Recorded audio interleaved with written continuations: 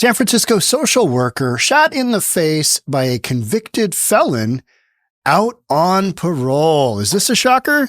No, it's not. Let's get into it. This is a wild story. Here we go. A woman has been charged with attempted murder in connection to a San Francisco shooting last week, which injured 2 people. One of them, a social worker who is now in critical condition. Crown 4's Sarah Stinson spoke with her mom, and she joins us now in the newsroom with more. Sarah? I spoke with Danielle Drake's mom on the phone as her daughter fights for her life. Denise says she's calling on her daughter's employer to have more security on site for social workers. I also spoke with a woman who lives at the building where this shooting happened. She couldn't believe what unfolded. Oh, my God. While shot by the same person? Oh, my God. Christy Abrams in shock learning the details of a shooting that happened inside her building at Mercy Housing that injured 2 people. It happened last Thursday morning around 10 at the supportive housing building on Bryant Street across from the Hall of Justice. The complex is home to people who were formerly unsheltered. According to the San Francisco District Attorney's Office, 49-year-old Monique Davis punched someone multiple times inside the elevator. Prosecutors say Davis then grabbed a pistol from her room, went down to the lobby. Grabbed a pistol from her room. She's keeping a loaded pistol in her room. This is what you get when there are no standards, there's no barriers to entry. It's just an absolute free-for-all. You have homeless people going to their room where they've got their nice, dry, stored gun, and then they just run out and just start banging people away. Be an open fire. A social worker was shot in the face. Another person was shot in the arm. Police arrested Davis about a mile away. Mercy Housing partners with Episcopal Community Services. The executive director, Beth Stokes, released a statement saying in part, "Our thoughts and prayers go out to the ECS and Mercy staff who were grievously injured by this senseless act of violence. ECS will do everything in our power to support the victims, their families, our staff, and our residents as we navigate these challenging circumstances." Stokes also says their top priority is the safety and well-being of residents and staff. Abrams says Mercy Housing put out a notice to residents. They sent a paper around about it. Yeah, but all they did was they referred to it as the incident without saying what it was. We had an incident happen, and I couldn't find any other networks that covered this. It's one of those, yep, nothing to see here. We got nothing here. Got nothing here. So you've got this basically zero barrier entry, right? You've just got a building that is loaded with a bunch of, formerly homeless people. And this person is literally a felon, convicted felon out on parole. And we don't even know what the person, what the charge was that they did time for. We have no idea. Don't know how many other charges they may have, but they just grab a gun and just whoosh, right? And the media, what's the media do? It's pretty normal. That's how you settle disputes in homeless housing. And, somebody's just running around with more than likely an illegally obtained gun because this person is a convicted felon. I mean, the whole thing is just like, what are we doing? Well, we're trying to be compassionate towards our, fellow unhoused people. And we want to send out social workers. And this is just a, standard classic idea. Dude, good Lord, this isn't working out. Good. What can we do here? But we need more accountability and we need more transparency. Yeah. That and keeping people locked up that should be locked up. How about that? How about we do that? How about just keep the bad guys and girls in prison for longer? We're not doing that. We're going the other way. Oh, yeah. Let them out. Should be fine. Yeah. Ask that social worker's family how that's doing. It gets popped right in the face. I mean, horrible. Since I didn't know when it happened, I haven't felt unsafe here. But Abrams says this shooting has rattled others. There's people here saying they're going to leave the building. Davis was in court Monday afternoon facing several charges. The district attorney's office says she committed this crime while out on bail for another. So the DA moved to have her behind bars pending trial due to the public safety risk she poses. I'm Sarah Stinson reporting. Back to you. I mean, these stories are just incredible, aren't they? You're just left with this notion of nobody is running the insane asylum. It's like, who's on first? What do you got going on here? And we continually hear about, well, if we just had some more social workers instead of the police. All right. If they don't get shot in the face first. I mean, just San Francisco social worker who helps residents at supportive housing complex in Somo neighborhood. Let's take a quick peek and see where this is. All right. So this is where we're at. You know, what's interesting is that one of my other screens, it had the actual Tenderloin on here. Let's see if we can get that. Nope. It's not going to show Tenderloin again. Google Maps. Just there it is. Oh, wait a minute. Good Lord. What are we doing here? There it is. Okay, so we are a short distance. Get my little yellow pointer guy out. We are a short distance from the Tenderloin. This is, south of Market Street by 3/4 of a mile, something like that, and not far from the Tenderloin. This is supportive housing. This is supportive housing for the community. So you got 2 victims, and the Tahanan housing complex is managed by a nonprofit, Mercy Housing. Yeah, mercifully, you hopefully don't get shot in the face by a convicted felon out on parole, and is home to residents who were formerly homeless. Drake's 37 is employed by Episcopal Community Services, and she was reportedly working when she was shot. So you got somebody that's just a nut job that should probably be in a psych ward somewhere, or back in jail, back in prison, wherever, what rock they crawled out from underneath. Shooter is identified by prosecutors as Monique Davis, 49.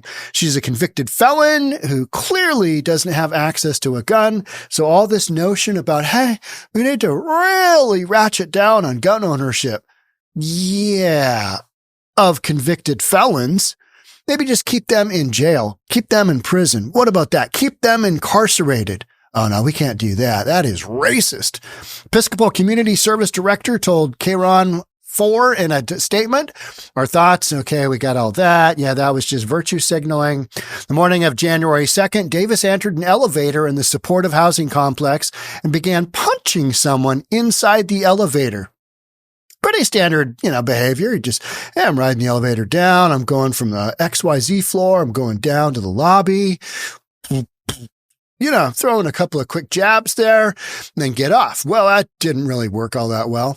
So Davis then retrieved a pistol from her room, went back down to the lobby area, and fired several shots, prosecutors said. One of the bullets pierced through Drake's face, and another victim was shot in the arm. And there is virtually no news coverage of this at all.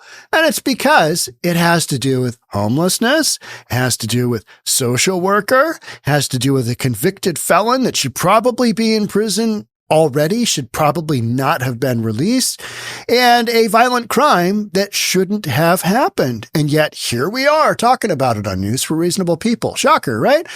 District Attorney Brooke Jenkins described the violence as tragic and senseless.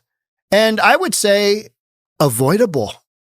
Oh, Sean, we couldn't have known she was going to do this. I bet you there's psych reports out there saying that this person is a danger to the community. Guaranteed there's reports out there. And what's she doing with the gun? I mean, this isn't self-defense. She is not in a tent out on the street. She's in a complex with other homeless people. Are they all packing guns? How about a metal detector to get, folks to go through? I mean, what about some standards? What about no drugs? Go through metal detector, no weapons, no knives. Or just keep these Looney Tunes locked up, right? San Francisco Department officers quickly arrested Davis, where they found her on the corner of Hyde and Eddy Streets. Davis made her first court appearance in the Hall of Justice on Monday. She is charged with attempted, which is across the street. It's across the street. Oh, let's just walk over there. Let's wander over there. Get my hearing out of the way. Charged with attempted murder, assault with a firearm, and committing a crime while out on bail. How about illegal possession of a firearm? There's got to be a bunch of those in there as well, right? Tahanan is located directly across the street from the Hall of Justice, just a short walk. You can, you could look out the window and see your supportive housing. Its website states that it is brand new development of permanent supportive housing for adults who have experienced homelessness. It contains 145 apartments. So, you've continually got this kind of drama, this kind of stuff going on, just absolute insanity going on. And that's why people say, well, not in my backyard. I don't want to have this stuff in my backyard because you got a bunch of Looney Tunes running around. This is San Francisco. Folks in San Francisco, this is what you voted for. You're okay with this. This is what you get. Your social workers just get popped in the face. It could possibly die. Horrible way to go out. Just basically doing your job. And that's why, oftentimes when we've had the whole defund the police and, just ridiculousness like that, just absolutely mind-numbingly stupid ideas like defund the police. Well, we're just going to divert the funds into social workers. Well, how'd that social worker do fighting back with their gun? They don't have one? Oh, okay. Do you think that might be an issue, with the folks that they're serving? No, you think it's pretty normal and pretty okay. All right. I mean, okay, whatever. I mean, this probably isn't going to end well. That woman who took one to the face, she's probably going to die, right? I mean, let's be honest. Odds are probably high. You're in critical condition. You got shot in the face. I mean, not good. So that's San Francisco. We're going to check in on another one. How about this? You want to talk about somebody that shouldn't be on the loose. Knife-wielding maniac with 87 priors. 87 priors. What are the judges thinking on priors, 71, 72, 73? Well, I can see you're a frequent flyer of the prison system here in New York City. So how can we help you today? Because apparently you don't want to help us by stopping this criminal behavior. But anywho, yeah. So this person did 2 subway stabbings. And you know what's crazy is Governor Hochul keeps saying, "Oh, the subway's fine. It's all good. It's safe. It's secure. I've sent all of these New York, officers into the subway system. I've sent the New York National Guard into the subway system, and lo and behold." These nut jobs running around are just stabbing people, shooting people, pushing them onto the tracks. Just a whole bunch of ridiculousness, right? Knife-wielding maniac with a history of mental illness. Oh, well, this one's mental illness. We don't know about that other one. Almost guaranteed there's something crazy going on there. An 87 prior arrest is wanted in connection with at least 2 stabbings in the subway this week. Cops searching for Jamar Banks was warned to use extreme caution when encountering him because he is believed to be armed with a large knife. Oh, that's comforting. Banks 52 is known as the frequent number 2 and number 5 subway lines, authorities said in the message. There's one of these pictures here where he's got that big old knife out. Let's see if we can find that. There it is. All right. There he's just running around with a knife. Just running around. Hey, anybody need their turkey carved up? It's what we're doing today. I'm a little mentally unstable, but I'll help you out. He has a very, very lengthy arrest history. It looks like he rides the rails back and forth. He is wanted for allegedly approaching a 31-year-old man from behind on a number 2 train at 14th Street and 7th Avenue in Manhattan, starting an argument before stabbing him in the back and running away. Sounds an awful lot like starting a fight on an elevator and throwing some punches, just coming in hot with the right. And then you run up to your room, grab your loaded firearm, run down and pop somebody. He's also suspected of knifing an off-duty MTA cleaner in the back and armpit around 6 a.m. Thursday after starting an argument with the victim on a northbound 6 train platform. The attacker fled after the stabbing.